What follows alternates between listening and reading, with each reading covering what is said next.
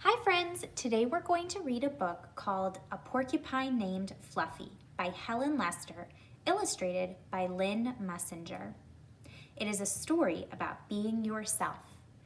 As we read, I'm going to ask some questions, so be sure to pause the video and answer those questions with a parent, a sibling, a pet, or even a stuffed animal.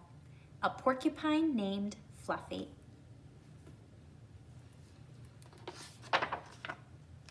When Mr. and Mrs. Porcupine had their first child, they were delighted.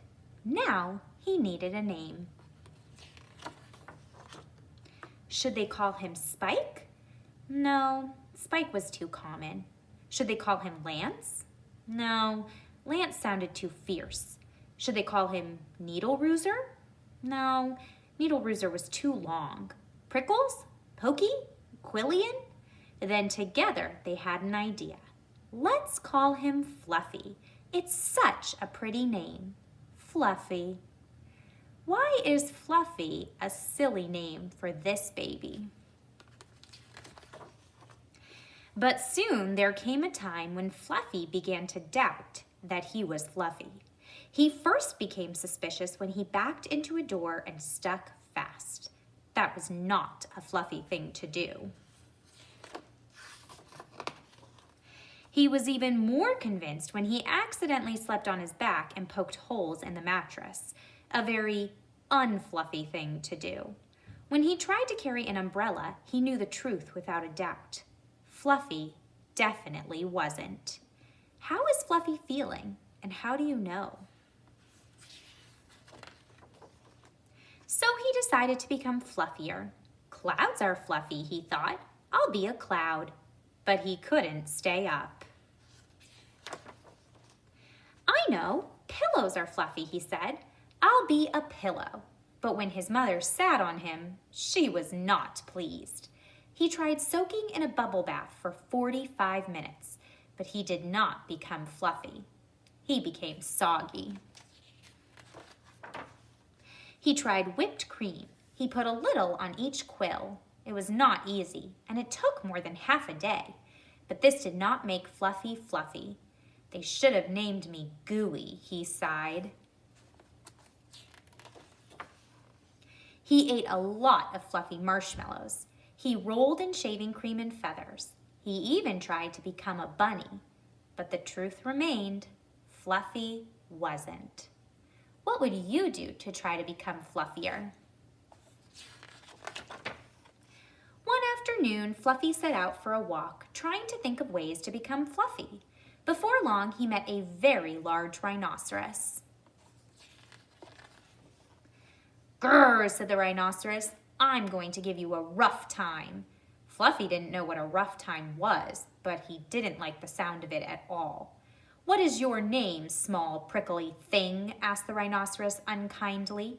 "Fluffy," said Fluffy.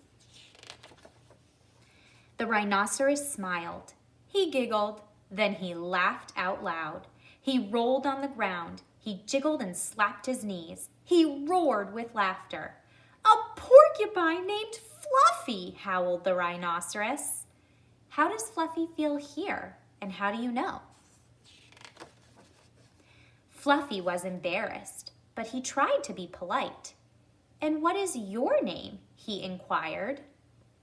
Can you figure out what the word inquired means? "Huh, I can't say it," giggled the rhinoceros. "Hubert?" suggested Fluffy.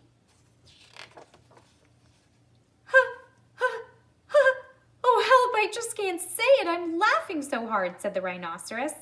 "Harold? Or maybe Herman?" asked Fluffy. "No," gasped the rhinoceros. "It's Hippo!" Hippo. A rhinoceros named Hippo. Fluffy smiled. He giggled, then he laughed out loud. He jiggled and slapped his knees. He howled with laughter. "A rhinoceros named Hippo!" Fluffy cried. A porcupine named Fluffy. A rhinoceros named Hippo. It was almost more than they could bear. Hippo and Fluffy rolled on the ground, giggling and laughing until tears came to their eyes. At last, they lay exhausted on the ground. From that time on, they were the best of friends. And Fluffy didn't mind being Fluffy anymore, even though he wasn't. That was A Porcupine Named Fluffy. Now that we've finished, we're going to answer some questions. What happened in this story? You can use words like first, then, next, or last. What was your favorite part? You can say my favorite part was blank because. And lastly, what is the author teaching us? This book has a great lesson. So you can say the author is teaching us or the lesson was. I hope you enjoyed this book.